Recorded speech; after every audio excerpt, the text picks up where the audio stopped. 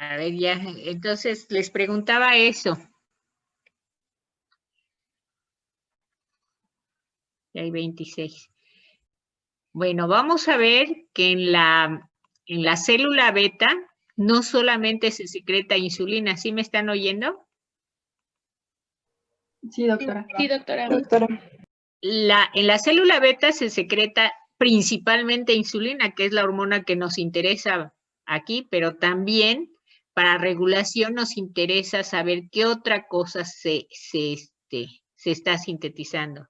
Entonces, nada más para aclarar, en la célula beta se secreta insulina, pero también se secreta GABA, que es un neurotransmisor y principalmente a nivel del sistema nervioso central. Pero, ¿qué está haciendo ahí en la célula beta? En la célula beta también se sintetiza GABA. En la síntesis de insulina vamos a tener algo muy importante, que es el péptido C o péptido conector. Pero este péptido C es muy importante para valorar la cantidad de insulina que se está secretando. Pero también se secreta amilina, pero no solamente entonces insulina, también GABA y también amilina.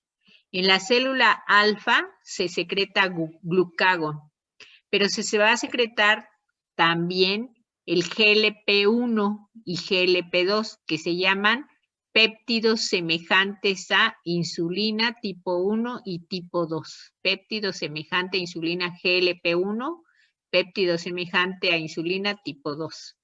Pero también en su síntesis vamos a tener otras hormonas, oxitomodulina, etcétera. Entonces, que tomen en cuenta que no solamente se secreta la hormona principal. GABA va a tener una función, el péptido semejante a insulina, vamos a ver que tiene también mucha importancia para regular la secreción de insulina. Estos péptidos que los vamos a conocer como incretinas son amplificadores de la secreción de insulina. El GLP-1 y el péptido intestinal gástrico se secretan más a nivel de sistema digestivo, pero es lo que va a controlar también que haya más insulina o haya menos. Entonces, por eso es importante. Y desde aquí estamos viendo que estos péptidos están en la célula alfa. ¿Sí? Bueno, síganle.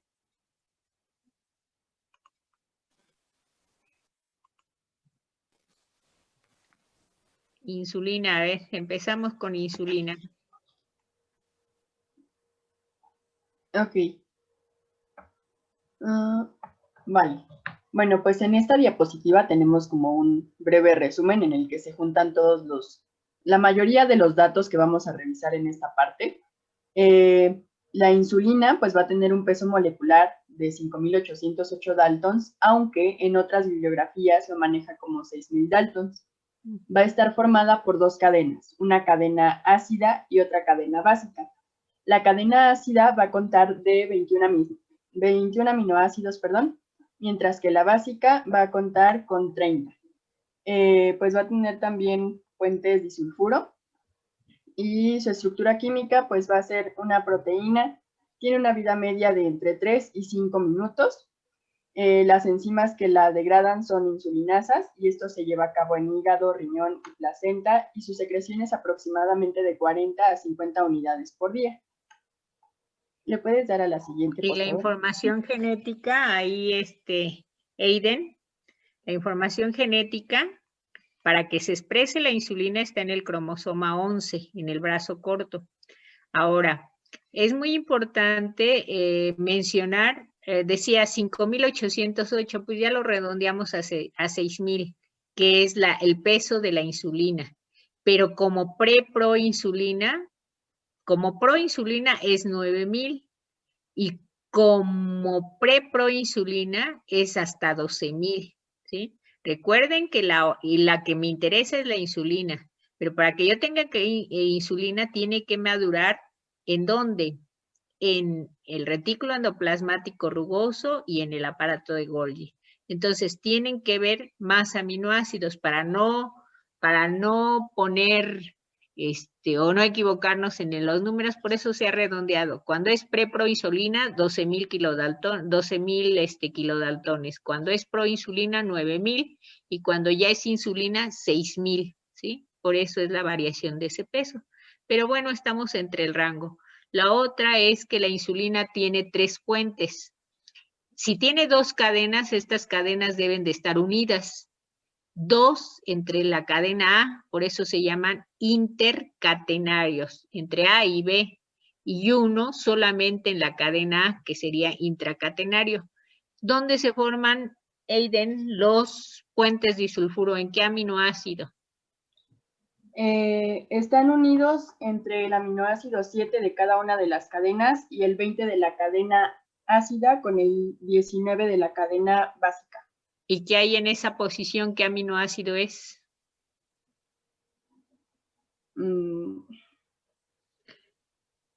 ¿Dónde se lleva a cabo la unión de puentes o la formación de puentes disulfuro? Solamente en cisteína, que es ese aminoácido que está en las posiciones que nos acaba de decir, ¿sí? En cisteína. ¿Qué más, Aiden? Ok, bueno, pues ahora vamos a la parte de biosíntesis. La biosíntesis de la insulina se va a llevar a cabo en los islotes de Langerhans del páncreas, como ya nos había mencionado Félix en la histología. Aquí tenemos una imagen en la que se determinan los límites del islote y podemos ver, pues, vamos, sus dimensiones y pues lo que tenemos alrededor, el tabique interlobular, páncreas exócrino. Y pues bueno, vamos a la siguiente, por favor. Aquí, como un breve resumen de lo que ya nos explicó Félix hace rato, pues yo puse como las células más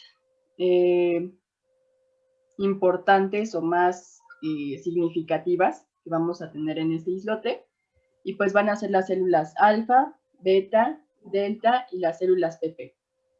Las células alfa, pues como ya lo vimos, van a ser secretoras de glucagón pancreático, las beta van a ser productoras de insulina, las delta van a ser secretoras de somatostatina, de somatostatina pancreática, la cual inhibe la hormona del crecimiento, secreción de insulina, glucagón, renina, gastrina, secretina, pepsina y colecistocinina. Y pues las PP van a ser secretoras de péptido pancreático.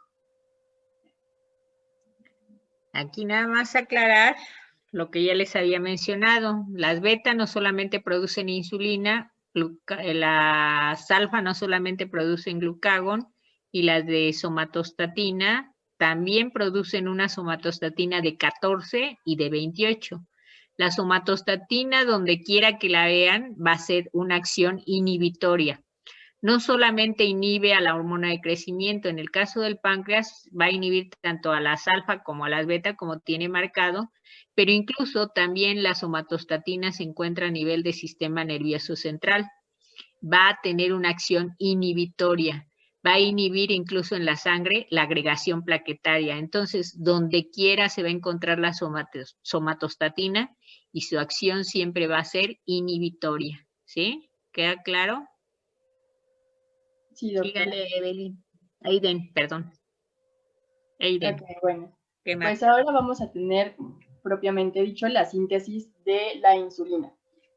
Se va a sintetizar en los ribosomas del retículo endoplásmico rugoso de las células beta en los islotes de Langerhans.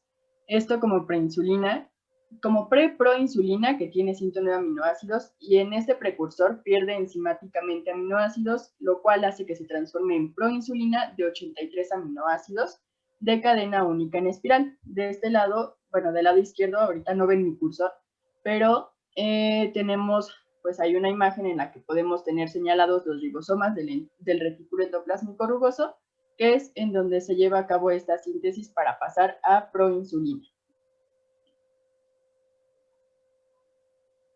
Y pues bueno, después la proinsulina se va a transformar en insulina en el aparato de Golgi de las células beta del islote. Esto pues igual por un proceso enzimático, lo cual nos da lugar a la insulina y a un péptido conector o péptido C, que va a tener 32 aminoácidos, el cual se acumula en los gránulos secretorios ligados al aparato de Golgi en el citoplasma. Y pues bueno, aquí tenemos la estructura química de la insulina. tenemos que es una hormona de naturaleza proteica y como les mencionaba hace rato, hay algunas bibliografías en las que maneja el peso molecular como 6.000 Daltons, que pues ya nos aclaró la doctora, que pues ay, perdón, se me fue la palabra. ¿Se redondea? Se redondea. Sí, se redondea, entonces por eso lo dejamos en 6.000 Daltons. Como ya lo habíamos visto, está formada por dos cadenas polipeptídicas, una ácida y una básica, la cual pues les repito, la ácida está formada por 21 aminoácidos y la básica por 30 aminoácidos. Y pues bueno, vamos a tener la secreción de insulina en la célula beta. Del lado izquierdo tenemos la reacción a un bajo nivel de glucosa.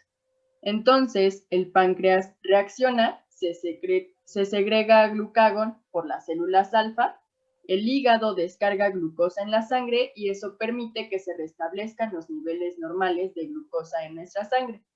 Del lado derecho tenemos altos niveles de glucosa, el páncreas reacciona, las células beta segregan insulina y estas células toman glucosa de la sangre, lo que permite también restablecer los niveles normales. Y pues ahora nos vamos a ir un poco más adentro. A ver, regrésese a la otra, Aiden. Está bien su imagen. El principal estimulador de la secreción de insulina es la presencia de glucosa, altos niveles de glucosa. ¿Es el único estimulador para que haya insulina? Supongamos que yo ingiero una dieta rica en proteínas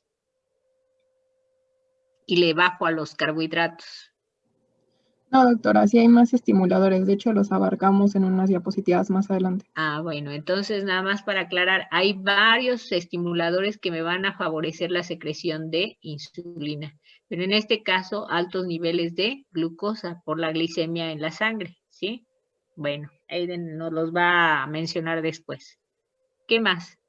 Ok, bueno, pues en esta parte tenemos más a profundidad cómo es que se segrega la insulina en la célula beta del páncreas. Y pues bueno, en la parte superior tenemos la entrada de glucosa a la célula beta. Entonces se lleva a cabo una glucólisis y la glucosa se convierte en piruvato. De aquí entra a la mitocondria, igual como piruvato, después entra al ciclo de Krebs y se va posteriormente a una cadena de transporte. De aquí, pues se produce ADP y ATP, lo cual posteriormente pasa a los canales de potasio sensibles a ATP y entonces la energía, el voltaje positivo que tiene el potasio, viaja a los canales de calcio que son sensibles a voltaje y estos reaccionan junto con los mensajeros que tenemos en este cuadrito de aquí en medio, los nucleótidos pues como ATP, GTP, AMP cíclico, metabolitos como el malonilcoenzima A y el glutamato. Entonces juntos tienen una reacción y esto hace o provoca que se pueda segregar la insulina de la célula beta. Preguntas, los demás, a ver, regrésenme en esa diapositiva. Preguntas por parte de los demás, ¿todo claro? La secreción de insulina. ¿Nadie? ¿Pregunta? Bueno, miren, ¿nadie tiene dudas? A ver, Vázquez, Cárdenas, Karina. Karina. ¿Está Karina? No, ya ni están. Martínez Solís, Maricruz. Maricruz. Duque. Santos. Yamilé. Aquí estoy, doctora. A ver, Duque. ¿Quién permite la entrada de glucosa al interior de la célula beta, según esta imagen? Y que nos acaba de explicar Aiden. ¿Quién? Porque aquí nada más está una bolita y permite el paso. Ya se sintetizó, esta es una célula beta, ya se sintetizó insulina. ¿Quién permitió el paso? Esta célula beta para trabajar, para sintetizar y sobre todo para secretar insulina necesita una fuente de energía. Esa fuente de energía se la va a dar la glucosa. ¿Quién le permitió el paso? Pues aquí en la imagen aparece que después de la glucosa es el proceso de glucólisis y después entra a la mitocondria. Sí, pero me pregunta, Pero estoy un poco confundida. ¿quién le permitió el paso? A ver, Aiden, ¿quién le permitió el paso? Bueno, pues la entrada de glucosa a las células epiteliales se realiza por los SGLT. No, no estoy hablando de riñón. Los CLGT se encuentran a nivel de riñón y principalmente el tipo 2. ¿Son los GLUT? El GLUT son los GLUT, ¿sí? Hay transportadores que el CGLT2, CLGT1, etcétera, que dependen de sodio y potasio. Pero en la célula beta hay un GLUT. ¿Qué GLUT hay? Aiden. El 4. No. Es el 2. Es el 2. Es el 2. Se encuentra el 2 y se encuentra el 1. Pero el principalmente que permite el paso es el GLUT2. Entonces aquí hay que ponerle GLUT2. Entró la glucosa y hizo glucólisis, ¿sí? Ahora, esa glucólisis termina en piruvato. ¿Qué enzima inicia la glucólisis, Aiden? La glucosinasa. La glucosinasa. Entonces, tejidos que tienen glucosinasa, hígado. Célula que tiene glucosinasa, precisamente la célula beta, porque va a ser una glucólisis aeróbica. Y ese piruvato entra al ciclo de Krebs para fuente de energía, porque necesita energía para sacar y secretar su insulina. Ahora, con todo esto, entrando al ciclo de Krebs, yo hago un aumento de ATP-ADP. ¿Qué está haciendo el ATP y el ADP, Aiden? Pues producen energía. No, ya usted, el ATP es la energía. Ahora, ¿qué está haciendo en la célula beta este aumento de ATP en relación al ADP?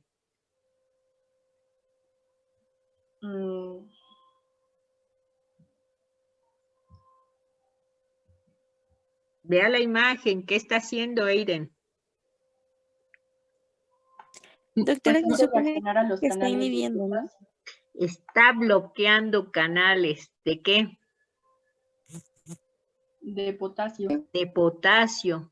Está cerrando canales de potasio, ¿para qué? ¿Y abriendo qué? Los canales de calcio. De canales de calcio. ¿Qué dijimos en la síntesis? Para que pueda hacer la exocitosis o hemiocitosis y pueda salir la insulina, yo necesito calcio.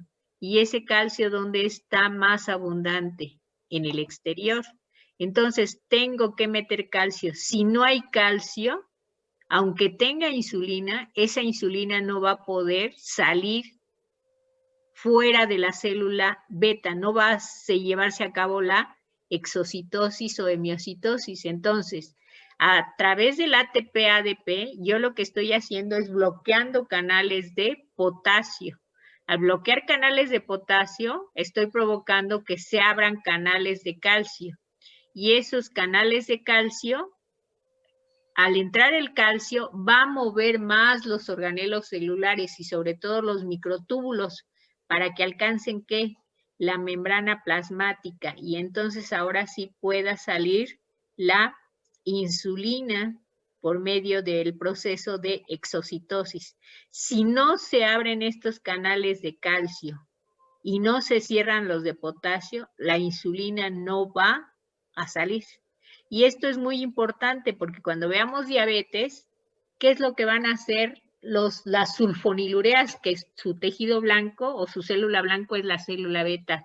Precisamente, las sulfonilureas, que es un hipoglucemiante, me va a bloquear los canales de potasio y abrir los canales de calcio. Y solamente así va a poder salir la insulina. Por eso a muchos pacientes le van a dar sulfonilureas, porque ellos sí tienen insulina, pero no la pueden sacar, ¿sí? Por eso es muy importante este mecanismo, y era importante que lo entendiera y lo explicara Eiden, ¿sí? Queda entendido para todos los demás que están presentes, porque ya no sé ni quién está presente. Les pregunto y no me contestan. ¿Qué más? Sígale, Eiden. Ok, bueno, pues ahora vamos a tener la concentración de insulina. Y pues ya vimos que la insulina pues se almacena en las células beta de los islotes, los cuales pues se preparan para liberarla en la circulación sanguínea, esto en respuesta al estímulo de una concentración alta de glucosa en sangre, aunque pues también tenemos otros estímulos, como ya lo mencionó la doctora, y posteriormente se los vamos a explicar. Y pues bueno, cuando nuestro páncreas funciona normalmente, cuando está sano, puede fabricar y liberar de 40 a 50 unidades de insulina diariamente, aunque esto también depende de la cantidad de glucosa que tengamos en sangre. Siempre se van a tener unas unidades de más para que en caso de ser necesario se liberen y poder llegar al equilibrio. Y pues bueno, para poder medir exactamente las unidades o para tener un poquito más claro qué tanta insulina estamos produciendo, pues vamos a tener la concentración de péptido C, que esto pues también nos lo había mencionado la doctora hace un momento, y este es un marcador de la función de las células beta. Se segrega de manera en concentración equimolar con la insulina, y pues esto se puede utilizar para calcular la tasa de secreción de insulina a partir de la concentración plasmática de este péptido cuando tenemos una circunstancia de equilibrio entre ambos. A ver, ¿por qué no mide la insulina directamente? ¿Por qué no se mide la insulina? Si yo quiero saber cuánto está secretando un paciente. Lo normal por día en una persona adulta es que secrete entre 40 y 50 unidades por día. Ahora, la pregunta es, ¿por qué no mido directamente la insulina? ¿Y por qué mido el péptido C? Leiden. Bueno, porque el péptido C no es extraído por el hígado y la insulina sí es extraída para poder, sin... No. O sea, el péptido C a fin de cuentas es aminoácidos. Insulina son aminoácidos, ya dijo, el péptido C lo conforman entre 32 y 35 aminoácidos. Y la insulina 51 aminoácidos. Los dos pueden ser degradados. Pero ¿por qué no mido? Si quiero saber que un paciente secreta poca insulina, que no la puede sacar bien de la célula beta, ¿por qué no la mido directamente a la insulina?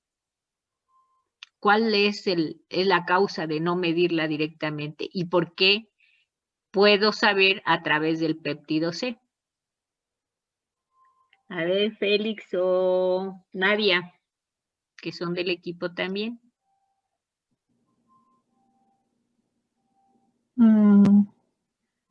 No sé, doctora.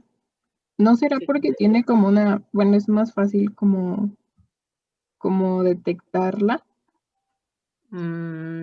Pues está la insulina y el péptido C y son proteínas y los puedo medir. Por eso está midiendo el péptido C, pero ¿cuál sería la razón? Ustedes lo dijeron, Eiden lo dijo, y en la primera, ¿de cuánto es la vida media? Ah, sí. ¿Cuánto es la vida media de insulina? De 3 a 5 minutos. De 3 a 5 minutos en la que la mido, ya se me degradó. Entonces, el péptido C ya en forma aislada, que se secreta en forma equitativa o equimolar, la misma cantidad de insulina, secreto la misma cantidad de péptido C o péptido colector, porque es en el proceso de síntesis, van los dos. Entonces, pero la vida media del péptido C es mayor, por eso se mide el del péptido C y no el de la insulina, que su vida media es de 3 a 5 minutos. En forma indirecta, yo puedo hacer otra prueba, que es la prueba de HOMA, y en forma indirecta yo sí podría saber, y es una prueba más más completa para medir exactamente la cantidad de insulina que está secretando un paciente. Pero una forma rápida es valorar el péptido C, que es lo que quiero en esos pacientes, y me sale más barato, ¿sí? Bueno, ¿qué más? Eiden. Bueno, pues posteriormente tenemos el transporte, que pues vamos, empieza desde la célula beta con el proceso ya explicado anteriormente. Y pues la liberación de insulina por la célula beta después de una comida se ve facilitada por varias hormonas peptídicas digestivas, como el péptido inhibidor gástrico, la colecistocinina y el péptido similar a insulina, que incluso la doctora pues ya nos mencionó anteriormente, que incluso también se producen en las células alfa y en las células beta. Y pues bueno, estas hormonas que acabamos de mencionar se liberan por células endocrinas digestivas pequeñas en el periodo postprandial, circulan por el torrente sanguíneo hasta llegar a las células beta y actúan como segundos mensajeros para aumentar la sensibilidad a la glucosa de las células de los islotes. La liberación de estos péptidos pues explica cómo un aumento ligero de la glucosa tiene un efecto intenso en la producción de insulina. Bueno, a ver ahí. Miren, una observación y que le dije es que no me pusieran tanto texto. Todo se explica mejor con imágenes para que nos quede más claro. A ver, dicen, la liberación de insulina en las células beta se lleva a cabo. Ya dijimos porque se van a cerrar canales de potasio y se van a abrir canales de calcio por la relación ATP-ADP, que sale por la glucólisis aeróbica que realiza la célula beta. El principal estimulador es la glucosa, pero van a haber hormonas amplificadoras y esas hormonas amplificadoras principalmente son de tipo digestivo. El péptido intestinal gástrico y el GLP-1, que también se conocen como incretinas, son amplificadoras de la señal. Pero ¿cómo le hacen estas amplificadoras para que salga la secreción de insulina? Ahí me falta un esquema. Esa es una. Luego dicen, estas hormonas se liberan en las células endocrinas digestivas en el estado postprandial. ¿Cómo se secreta la insulina? ¿Cuántas fases de secreción tiene la insulina? Eiden. Tiene 2. Tiene 2. ¿Cuáles? ¿Quién dijo 2? Yo. Salazar Reyes. Salazar Reyes. A ver, Salazar Reyes. Mitzi. La primera es la rápida y la segunda es la lenta, ¿no? Es la lenta. Una rápida que se da, Mitzi, ¿a qué momento? Después de que ha ingerido alimento, ¿a cuánto tiempo se de da? 5 a 10 minutos, ¿no? A los 10 minutos vamos a ponerle. Y la fase sostenida, la segunda fase, que es una fase sostenida, que me va a durar ¿hasta cuánto, Mitzi? Usted misma. ¿Hasta llegar a la membrana? No. A ver, ingirió glucosa. En ese momento se le elevaron sus niveles de glucosa. Para controlar esos niveles de glucosa yo voy a secretar insulina. Ya vimos cómo se secreta.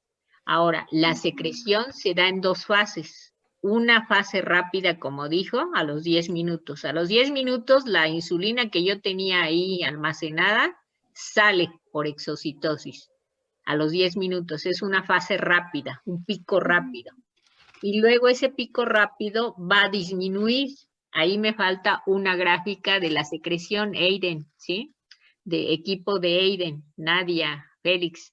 Una fase de secreción que es la fase sostenida. Hay muchas imágenes de la secreción de insulina, que es una fase sostenida que me ayuda entre 2 a 10, entre 2 a 3 horas mientras vuelvo a comer. Entonces se secreta, su secreción es bifásica, ¿sí? Y en esa secreción bifásica, pues ya di la secreción y al mismo tiempo estoy sintetizando, se prendieron los genes del cromosoma 11 donde decía insulina y estoy formando más insulina, estoy haciendo célula beta glucólisis para que me dure en la fase sostenida, ¿sí? La célula beta nunca va a dejar de trabajar. Entonces, ahí me faltan 2 esquemas.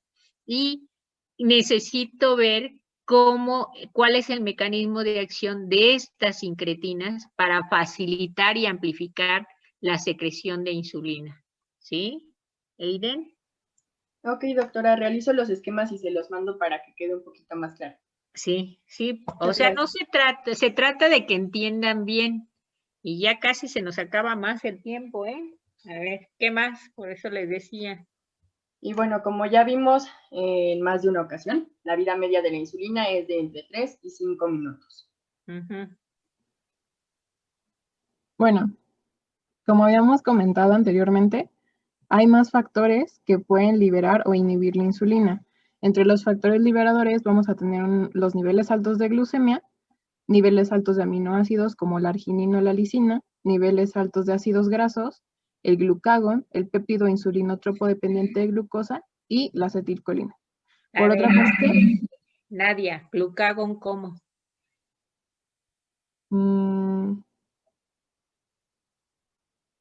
Pues es que, Alto, bajo,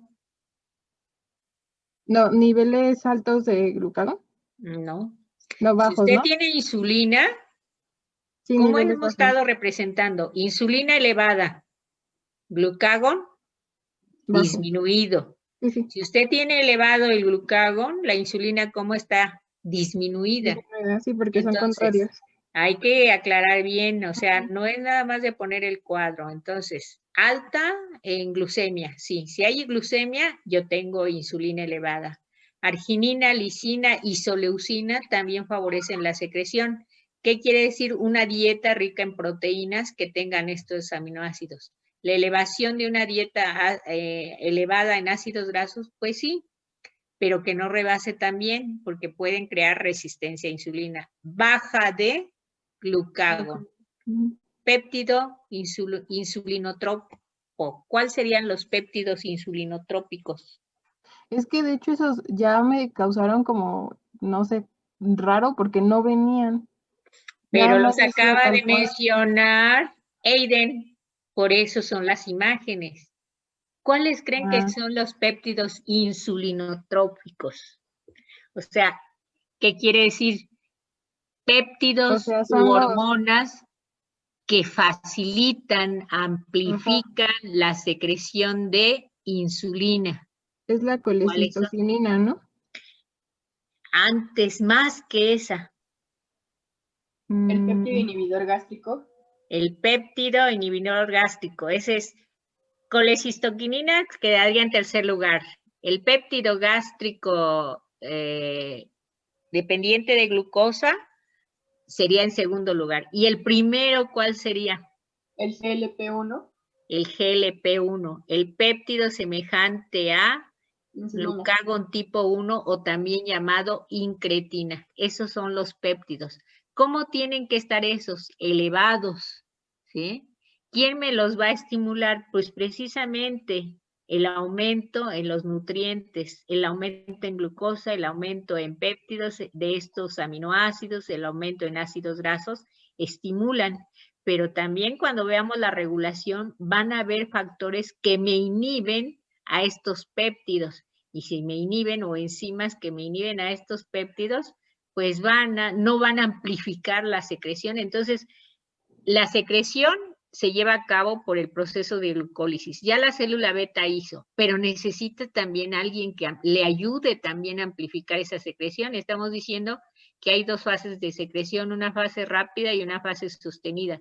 Entonces, esos péptidos insulinotróficos son los que van a amplificar la señal en la célula beta y son precisamente esos, GLP-1, el GIP y la colicistoquinina, pero con los 2 primeros que nos quedemos es más que nada. Y luego, acetilcolina. Acetilcolina es una catecolamina, pero recuerden que estos tienen receptores alfa o receptores beta. ¿Cuáles, Nadia? Receptores alfa. ¿Segura? Esquemas, ¿sí? Les pido esquemas. A ver, inhibidores. Pues son niveles bajos de glucemia, Ujú. la somatostatina, ¿Cómo niveles debe estar? altos, ¿Somatostatina qué? como ¿Alta o baja? alta, ¿no? Alta. Ajá. Así como la noradrenalina y la adrenalina. Y me falta aquí glucagón. ¿Cómo tiene que estar el glucagón? Aquí ni me Pues, lo puso.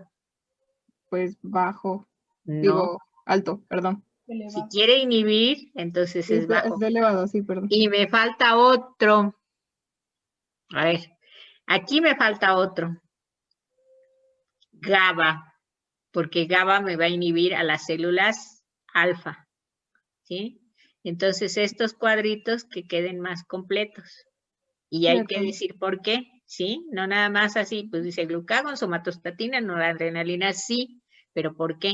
Y estos, ¿cómo me la inhiben o cómo me la estimulan? Mecanismo de acción de estos, ahí sí. Entonces, tienen que buscar más información, o sea, no nada más nada más la lista, sino también el por qué y cómo. ¿Sí, Nadia? Sí, doctora. Bueno, ¿qué más? Bueno, vamos a tener algunos órganos blancos, que principalmente van a ser el hígado, el músculo y el tejido adiposo, y sobre esto sus acciones biológicas. En el hígado vamos a tener un decremento de la cetogénesis, así como un incremento de síntesis proteica, un aumento de la síntesis lipídica, la disminución de la salida de glucosa, y esto es causado por un decremento en la gluconeogénesis y también un incremento de síntesis de glucógeno. En el caso del músculo, vamos a tener un incremento en la entrada de glucosa, un aumento de síntesis de glucógeno, un incremento en la captación de aminoácidos, un aumento en la síntesis proteica de los ribosomas, un decremento de catabolismo proteico, la disminución de liberación de aminoácidos glucogénicos y un incremento en la captación de cetonas, así como aumento en la captación de potasio. En el tejido adiposo tenemos un incremento en la entrada de glucosa, un aumento en la síntesis de ácidos grasos, la elevación en la síntesis de glicerofosfato, un incremento en la disposición de triacilglicéridos, una activación de lipoproteína lipasa, la inhibición de lipasa sensible a hormonas y un aumento de captación de potasio. Ok. A ver, en la otra. Regréseme a la otra. ¿Por qué estos tres, bueno, quedemos claros, blancos de insulina son todos mis tejidos, mis neuronas y riñón, todos mis tejidos son blancos. Pero estos tres que puso Nadia son dependientes de insulina. ¿Qué quiere decir? Que estos tres tejidos no van a hacer sus funciones adecuadas si no está presente insulina. Estos dependen de insulina. El hígado, ¿por qué depende de insulina, Nadia? Ya lo vimos. Pues sí, para realizar vías metabólicas, digo, y sintetizar Sí, bueno, por eso depende, pero si ve toda la lista que me puso aquí, todos los tres tejidos hacen metabolismo. Pero el hígado, ¿por qué depende de insulina? Ya lo dijimos, ¿por qué depende de la insulina el hígado? A ver, cualquiera del equipo, Félix o Aiden. Y el músculo y el tejido adiposo, ¿por qué dependen de insulina? ¿Qué tienen estos tejidos que no tengan los demás? Ya se los he repetido como 20 Pues veces. almacenan glucosa, doctor. Bueno, ¿Todos? A ver, todos almacenan glucosa. Mis neuronas, mi riñón, mi endotelio, todos necesitan glucosa, eritrocitos, monocitos, todos necesitan glucosa para hacer lo que tienen que hacer. Pero estos dependen de insulina. ¿Por qué son dependientes de insulina? Estos tres. Ya aclaremos, todos son blancos